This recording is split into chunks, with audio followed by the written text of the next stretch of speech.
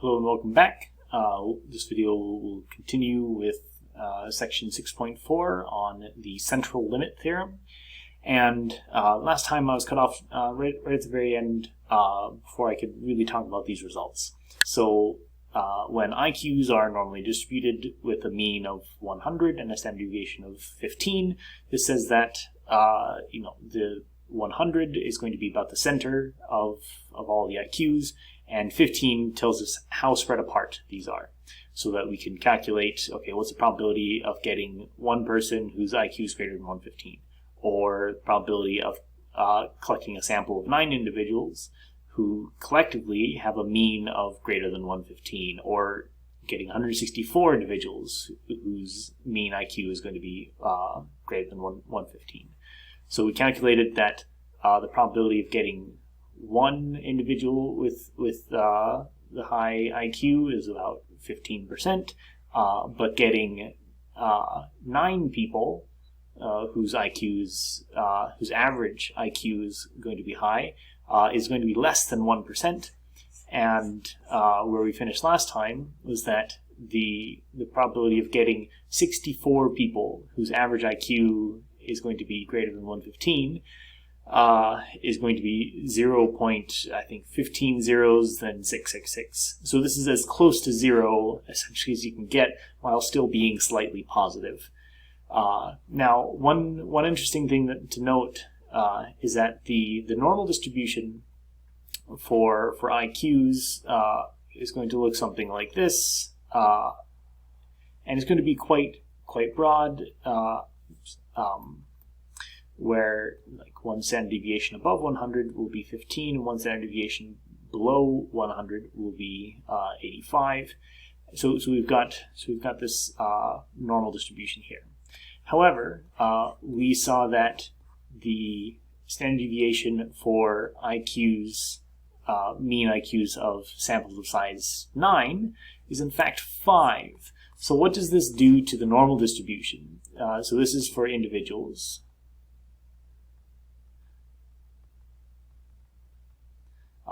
For samples of size 9, it's going to look something more like this. If I can draw, okay, yeah. So here, the normal distribution is going to be a little bit higher. It's going to be more clustered around the average being 100. So the individuals refers to the lower one, whereas the slightly higher one, this is going to be samples of size 9. And then when we looked at samples of size 64, the standard deviation is now going to be less than 2. And again, a similar sort of thing will happen where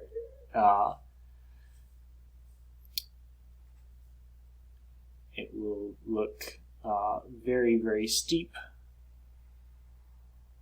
Most of the samples that we'll collect will be right around 100,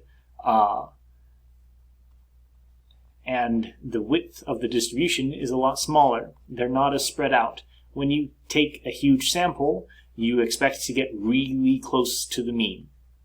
So the larger the sample size, the closer to the mean you would expect, so the smaller the distribution of values will be, the more clustered right around 100 it will be. So you can have normal distributions with different standard deviations. The smaller the standard deviation, the narrower the normal distribution is.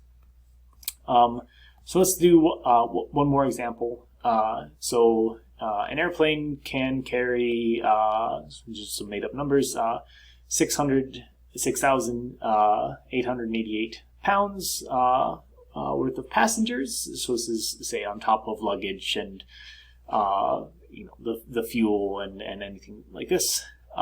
So with 43 male passengers, is the plane likely to be overweight?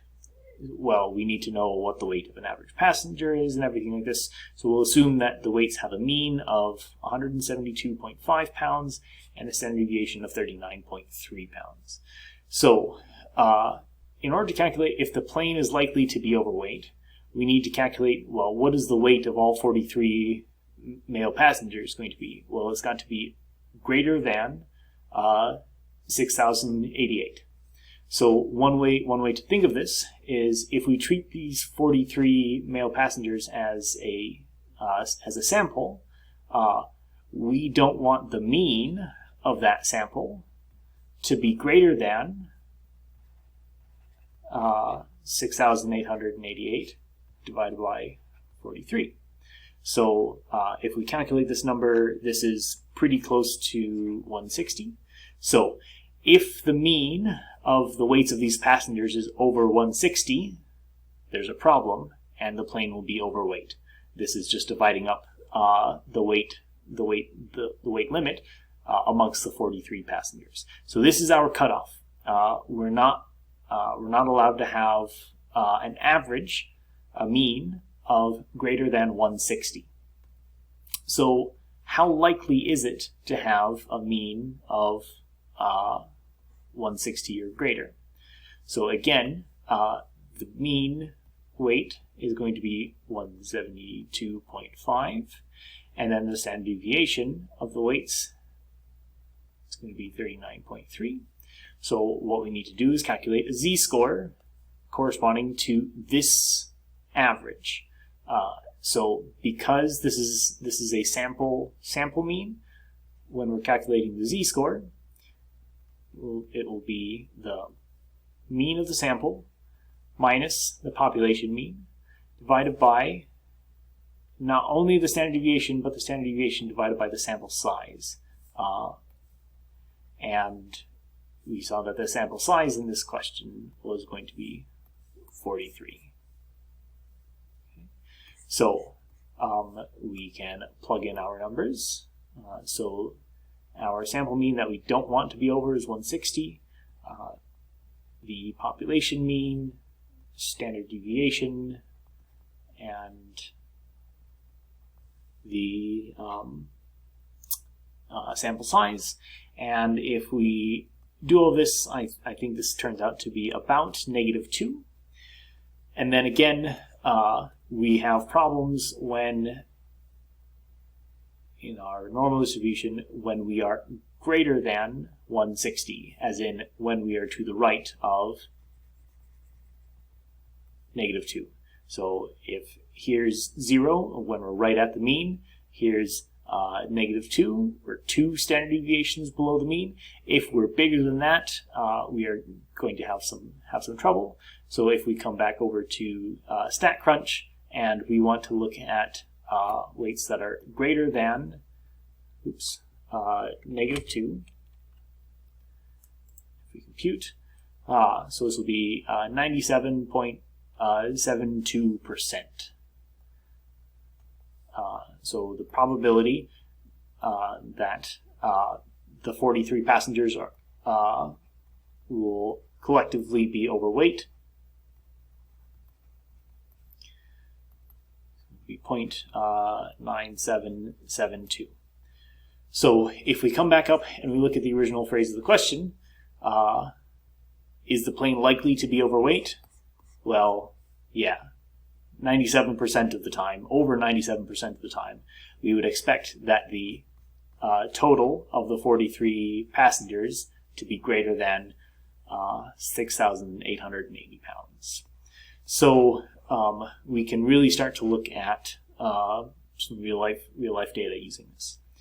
And the final thing that I'll mention here is this is all well and good, but one assumption that the mathematics behind everything makes is that we have an infinite population that we're drawing data from. And this, in general, is not very realistic. If you sample with replacement, if you have, say, 10 things, and whenever you draw one out, you put it back in, well, you're never going to run out of things to sample from because you always put it back in. The next time you draw one, it'll always be, say, if there's 10 things in a bucket and you're drawing one out and putting it back in, the next time there'll still be 10 things in the bucket. We could do that forever. So sampling with replacement is the same thing as having an infinite population, because you'll never run out. However, if you sample without replacement, eventually you'll run out if your sample is too big. So if you're sampling without replacement, so this is one condition, if you're sampling without replacement and the sample size is greater than 5% of your population, as in you are picking a huge sample compared to the population, we have to use a corrective factor. So the sample mean standard deviation, as in the standard deviation of all the sample means, is not just going to be the population standard deviation divided by the size of the sample, but we have to take it times the square root of, where n is the population size, we have to take it times the square root of population size minus the sample size all over the population size minus 1. This is not something that will come up in our homework, but it's something that is important to know, as in when we want to sample and use the central limit theorem to be able to make remarks on how likely is a sample to be greater than some number or less than some number, there are situations where samples can be too big. If it is a huge portion of the population, that sample is going to be pretty close to the population itself. So sampling didn't really help us in any way. So here, there's just this corrective factor that we need to take into account if we're sampling without replacement and the sample sizes are too large.